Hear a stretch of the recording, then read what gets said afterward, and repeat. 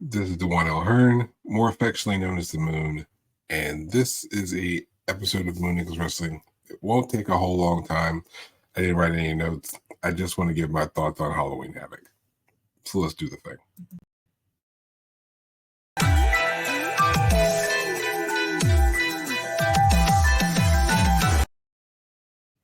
So this past Sunday was NXT's Halloween Havoc.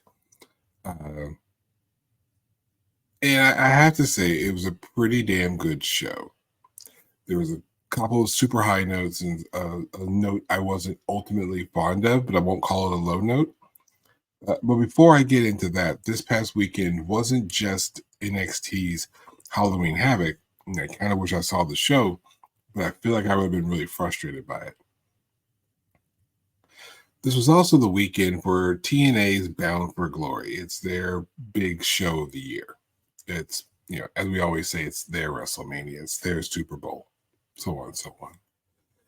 And then the main event of TNA champion Nick Nemeth going against our guy, Joe Hendry, everyone's guy, Joe Hendry.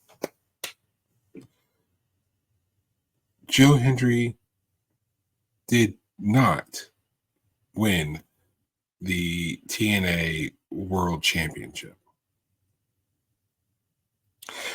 I don't immediately have a problem with this. This is almost akin to Cody Rhodes not winning the championship at WrestleMania 39. So I get it. And this is why I have mixed emotions. Leading into Bound for Glory, I was frustrated at the idea that, when you have a big star winning their world championship of said company, that it always has to happen at the big show. Mania, Double or Nothing, All In, because I'm not sure which show counts as AEW's big show. I think it's All In, but who knows with them. Bound for Glory, what have you.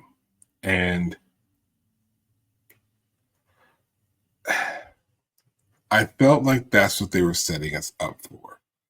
Their big star, Joe Hendry, was going to win their big championship on their big stage. And that didn't happen. Now, with that being something that would otherwise frustrate me, you'd expect me to be really happy that they decided to take the story in a different direction. But now that puts Joe Hendry in the same category as I used to put LA Knight. LA Knight was here in popularity. One of the most popular people they had on the roster, Raw, SmackDown, NXT, bar none. LA Knight was red hot. And they put him in a one-on-one match with Roman Reigns.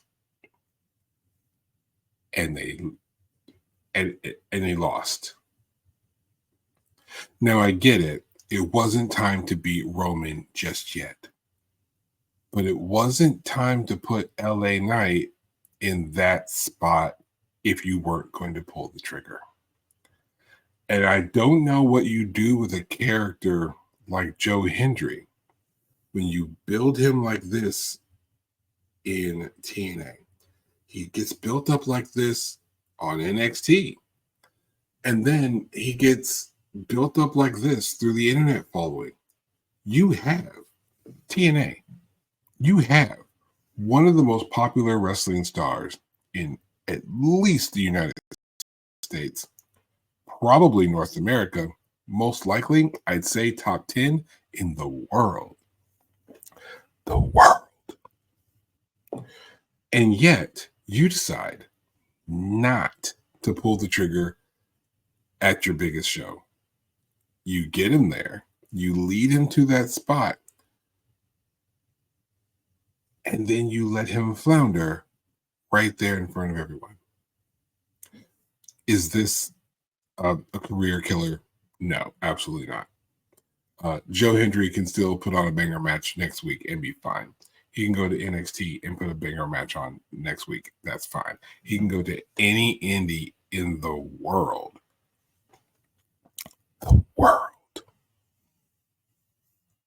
And put on a banger match and be fine. Joe Hendry, generally speaking, will be fine. But it makes me wonder, what now? In wrestling, there's a bar, right? And this is my opinion. No, this is my pod, my opinion. You don't have to agree with this part. Forgive the sniffles. It's fall in Kentucky. This is what happens. It's kind of like when you're in a relationship with someone and your relationship's going really, really well. You're doing all the things and their partner is happy. And then you're happy and life's never been better. And you are just envisioning the next 3 months, 3 years, 30 years, 60 years. And this person's a part of all of those plans. And then you're like, you know what? I'm going to invest the time and money. I want this person forever. I'm going to propose. You do the special thing. You get down on one knee. You propose to your partner, and they say no.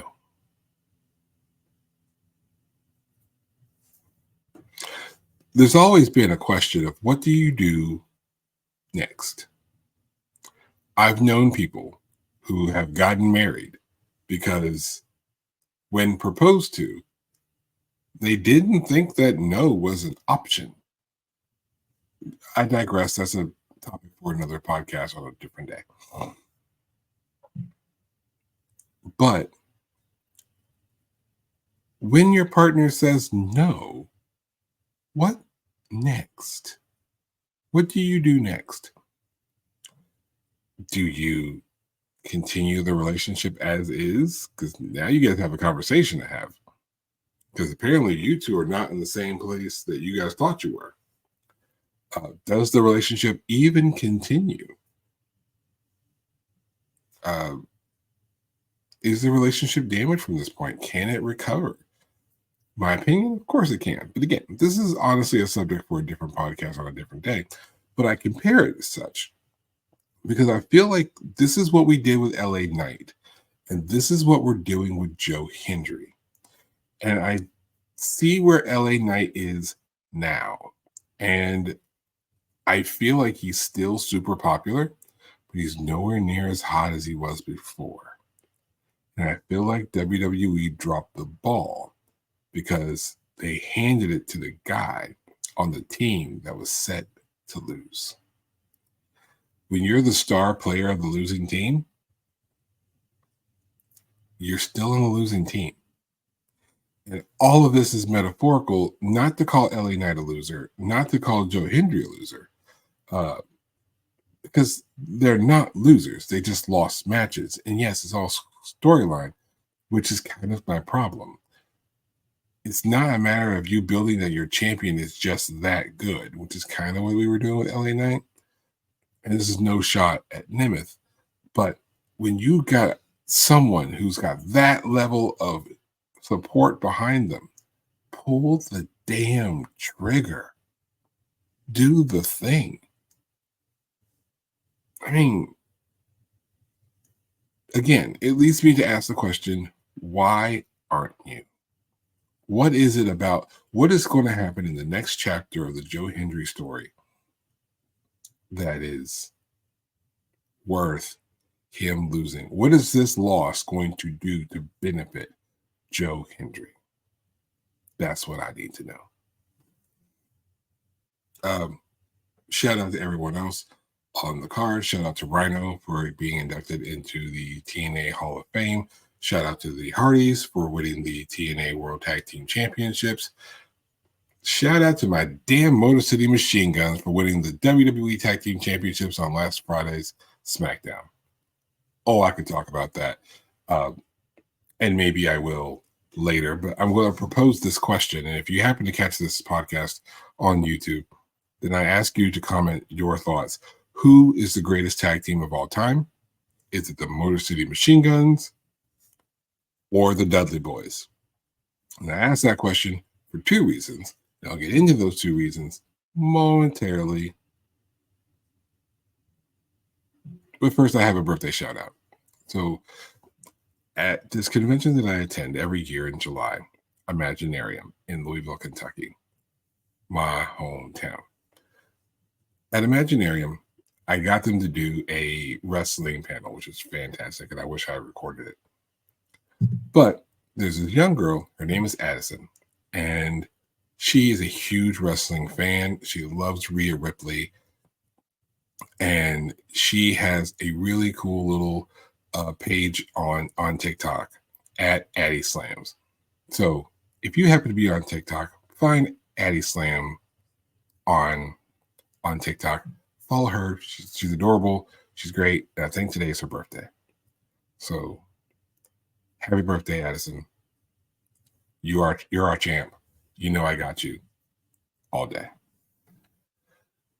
Two reasons I mentioned Motor City Machine Guns and the Dudley Boys. One, because I mean, these are two teams that are decorated world round in history. You know, two of the most decorated tag teams out there, especially that are like where people are still in the ring at some point. And the other has to do with the main event of Halloween Havoc, which is what I'm discussing today. Like with most PLEs nowadays, there's not a whole lot of matches.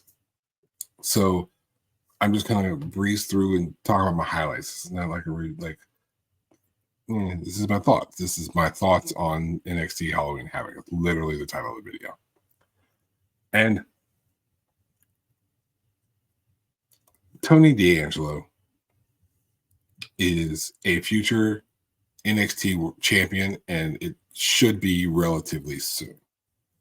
I'd say within the next 16 months, not only will he be NXT champion, but I think he'll have a main roster title as well. Tony D'Angelo falls in this really interesting category of wrestlers, kind of like Tiffany Stratton, where when they showed up in this character, the character that they had, I had no faith in them at all. I was so annoyed at Tiffany Stratton. I was so annoyed by Tony D'Angelo. Like the come on. I feel like that's so stereotypical. I'm not even Italian, and I was almost offended. Like that's just. I feel like okay, we get it. He's Italian. Okay, he's the Don of NXT, but he ain't done nothing. So what is he the Don of? He hasn't done anything.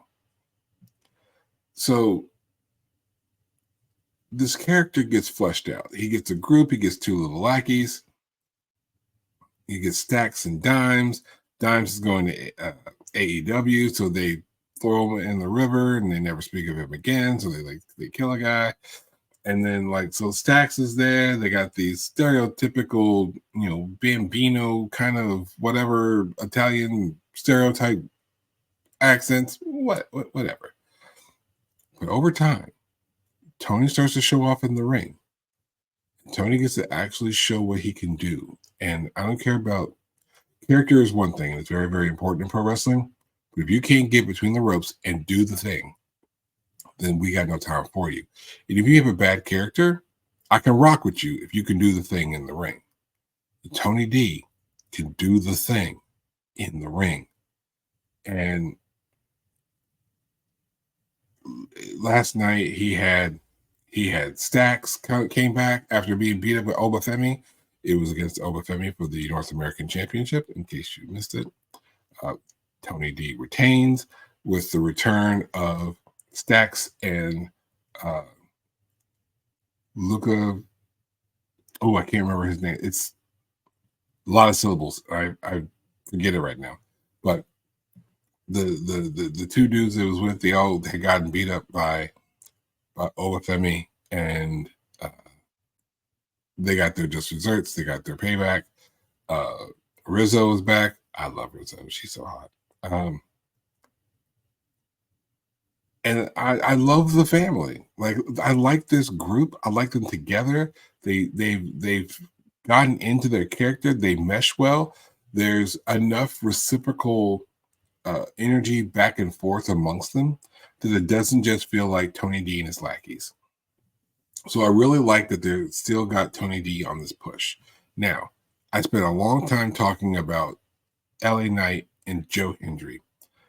I worry that Tony D'Angelo is going to fall into that same trap. And I do not want that to happen. I want I want an NXT champion, Tony D'Angelo.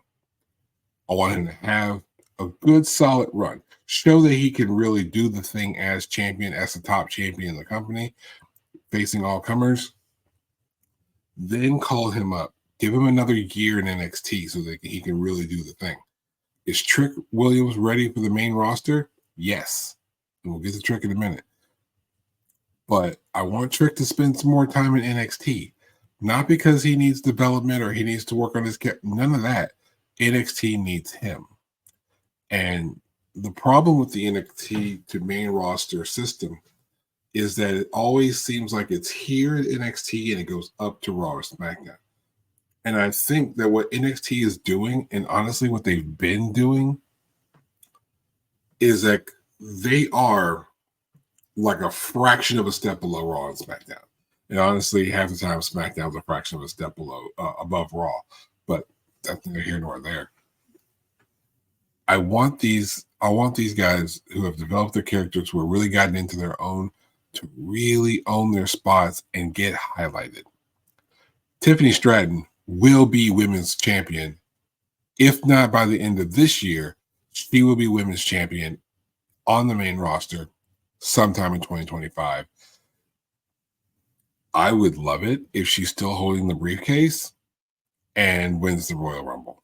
Better yet, I would be happy if she tries to cash in Money in the Bank, loses the championship match, does not win the title off the Money in the Bank. She'd be the first woman to do so. And then the same night wins the Royal Rumble. You could even expand this. This is about Tiffany Stratton. All of a sudden, I'm so sorry. A tangent. This is what happens when I don't have notes. If she wins the Royal Rumble,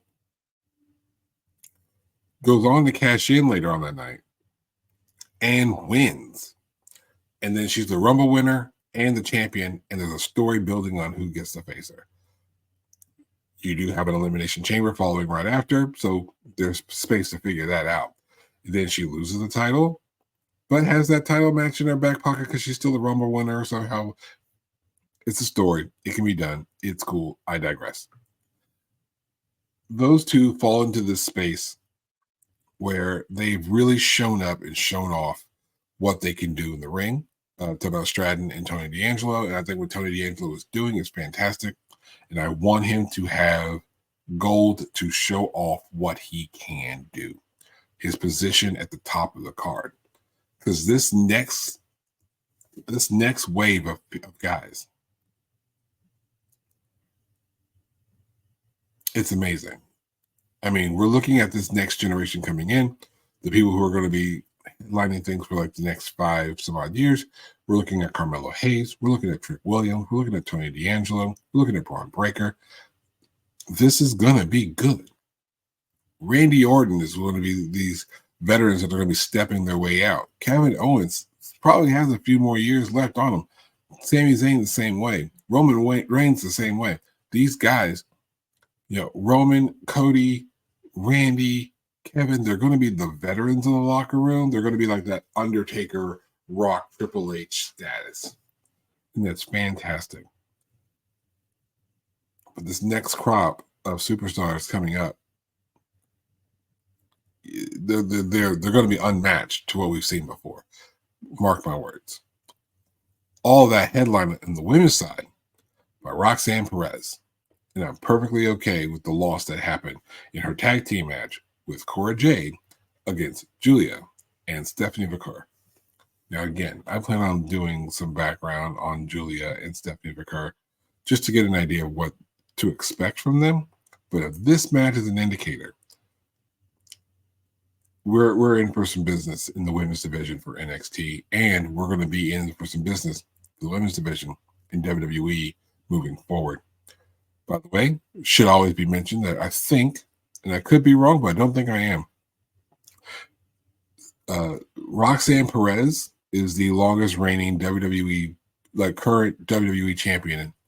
And I probably could have said that better. But out of all the people who currently have championships in WWE, Raw, SmackDown, NXT, she has had her belt longer by 2 days, because I think she won her championship at Stand and Deliver on Friday, and Cody won his championship on Sunday.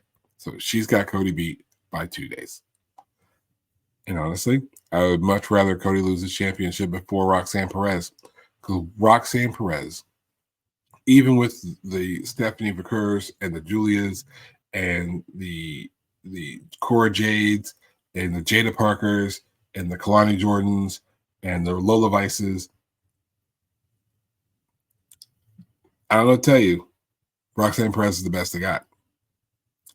You can put Roxanne Perez against Bayley's, Naomi's, a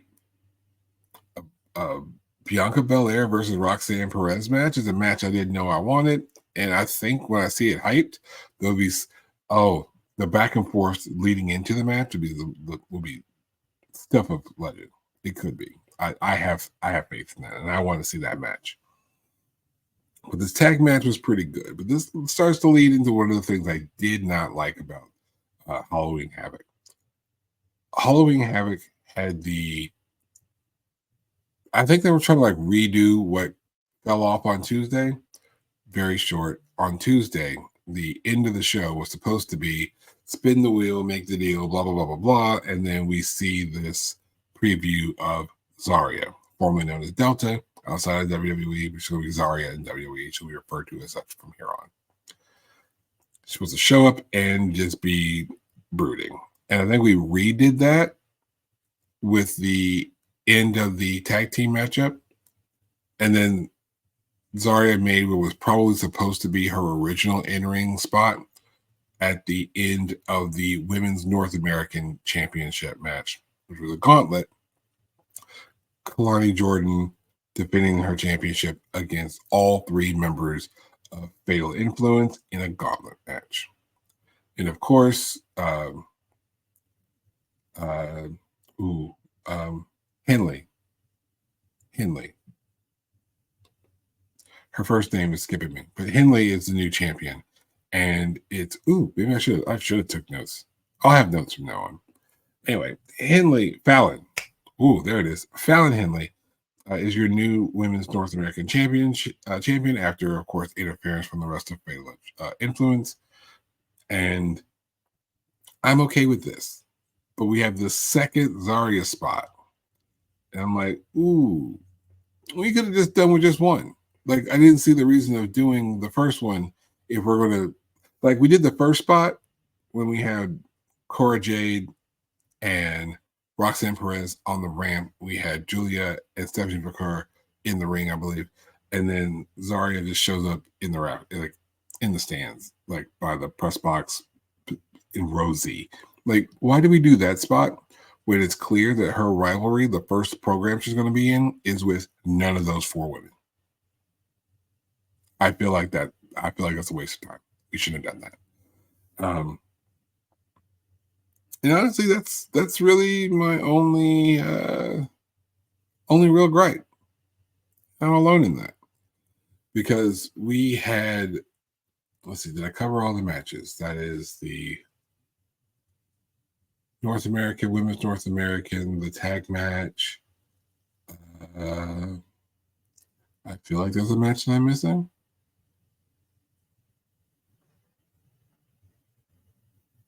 Maybe not. But then we get into the tables, ladders, and scares match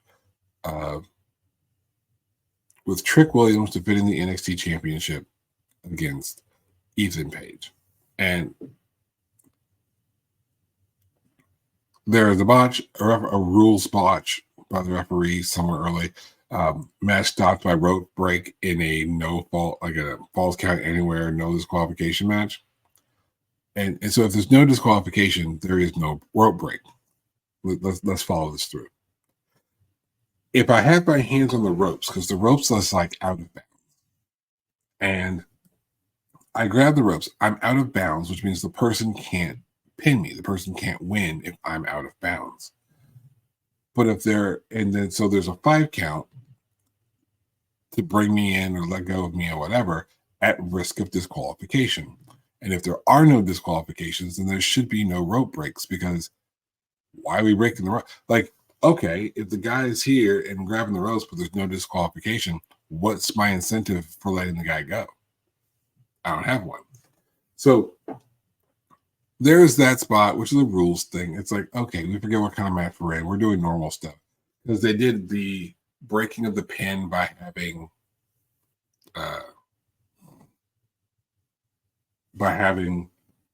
Ethan Page put his foot on the ropes and breaks the count, and that is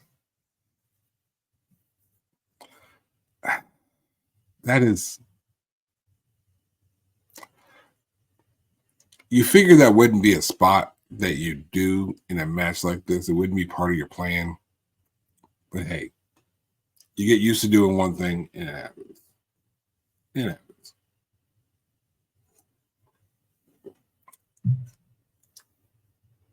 The ambulance match with Rich Holland. I knew there was another match in there. And that comes into play. So I'll refer to it in a minute. So the match takes place. Everything happens. A bunch of weapon spots, as you would expect. And then you get to the end, and Trick Williams wins the match. They did an angle where they thought he had internal bleeding, and he fought through it and came back and hit the trick shot and won the match. He's then hit by Ridge Holland, who wins the ambulance match against Andre Chase earlier in the night. So he's won. He has a win. Apparently during the pre-show and shortly after that match, he cuts off and interrupts Bully Ray. Or I guess we're in WWE, so it's Bubba Ray Dudley. So he interrupts Bubba Ray Dudley, who's doing kind of commentary spots like in the crowd with Dave LaGreca of the show that they do on Sirius Radio. Busted Open Radio, that show. So those two guys are there. They're doing kind of commentary spot between matches. Bubba was doing pre-show stuff. Rich Holland interrupts Bubba once. He interrupts Bubba twice. Bubba says, "Hey, don't do this again. I ain't that dude. I don't know who you think I am, but I ain't that guy. This ain't that." So he interferes into that match at the end by beating up Trick Williams, which to me is perfectly fine. In fact, it's what I'd want to happen. Ethan Page has had his shots. He's lost his title. He's lost his rematch. He's back at the line. Rich Holland has been moving forward. He's been coming across very heelish. You have a very babyface champion. This is your next match. This is logically your next match. Tony D'Angelo is not your next guy. You don't want Tony D'Angelo versus Trick Williams. Not yet. That is not the match for now. If you want to keep up with the babyface heel dynamic, Rich Holland is your guy. He is your next contender. So this angle makes perfect sense. What apparently people have issue with is the Bubba Ray Dudley interference. And I don't know why. I don't know why you have an issue with this. We know we're promoting an NXT show at the ECW arena, the 2300 arena in Philadelphia. We know we're doing this. You should have expected this. The moment that you saw Bubba Ray Dudley anywhere near WWE television, which I think he was in the crowd for a show recently, and then you have Bubba, you had them announce that they're going to do a show in the ECW arena. They're getting Bubba Ray Dudley. He's going to be in the ring. He's going to have a match, and he's going to be with a top program. Because of course he is. Of course he is. Now, obviously, the match should be Ethan Page, Ridge Holland versus Trick Williams, Bubba Ray Dudley. Do it at the ECW show. Well, Hold on. The show in the ECW arena. Do that. It'll sell tickets in Philadelphia because of course it will. So why wouldn't you do it? The only thing I would say, the only difference that you could do is to use that match to promote a Trick Williams versus Bubba Ray Dudley one-on-one. If you do the tag match early, then you can have that one-on-one at the ECW arena show. Or you can have the heel turn take place on that show to have something for people like me to talk about afterwards. And if it happens, I'll be here. But this is all story. And it was a good show with good wrestling. I think most of the stories, the chapters that were on, closed well. I think the chapters we're walking into started well. What we're doing next with Chase U, who knows?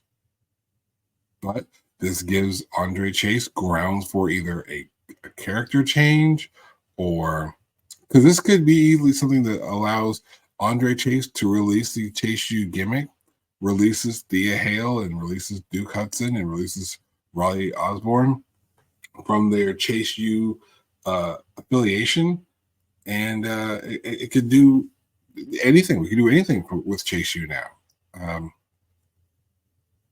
The crumbling of the university or whatever, and some good stories can come out of that. You can have obviously Rich Holland going to this program with the champion.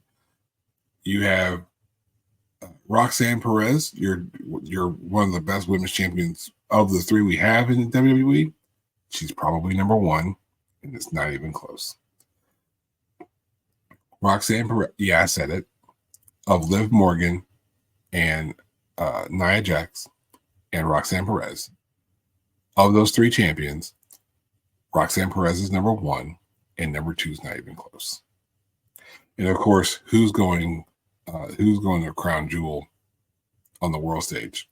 It's the Raw champions. I don't care who you are. Fight me in the comments. But you're able to give her a loss without having her lose, right? She's still champion. She's still on top of the game. She still put on a hell of a show. Fantastic show. Cora Jade got back to the ring. She's still doing the thing. We get to see Julia and Stephanie McCurry. Everything's great in that program. Fatal Influence now have a championship as heels. Now they can do the heel spot where you have the heel champion and the heel counterparts are helping her retain the championship for months on end. It'll get boring, but it's supposed to. It's supposed to be bad. Just roll with it. This is where we're supposed to be going. Kalani Jordan now gets to fight with a singular target. We get to see a lot more from Kalani Jordan. She now gets to move in that direction because that's the spot, right? It's like, ooh, when I'm champion, everyone's gunning for me, and I'm everybody's focus. I got focus on everyone. But when I'm no longer champion and I'm going back for my title, I only have one person to focus on, and I think that's where Kalani Jordan has space to shine. At the same time, we've already set up Lola Vice and Jada Parker for having issues with Fatal Influence, which means one of them is going to get the next championship opportunity. At least they should. And I don't have to tell you, I'm going for Jada Parker.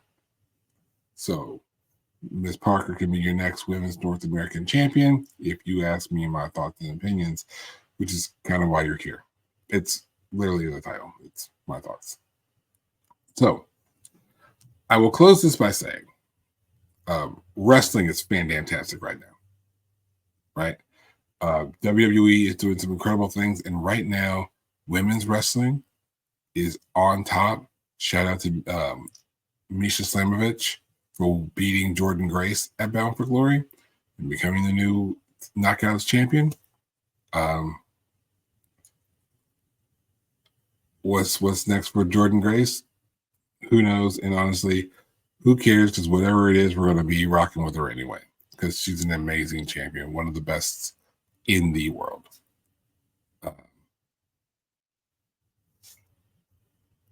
that's pretty much it. NXT is on fire right now. All the stories make sense. Everything's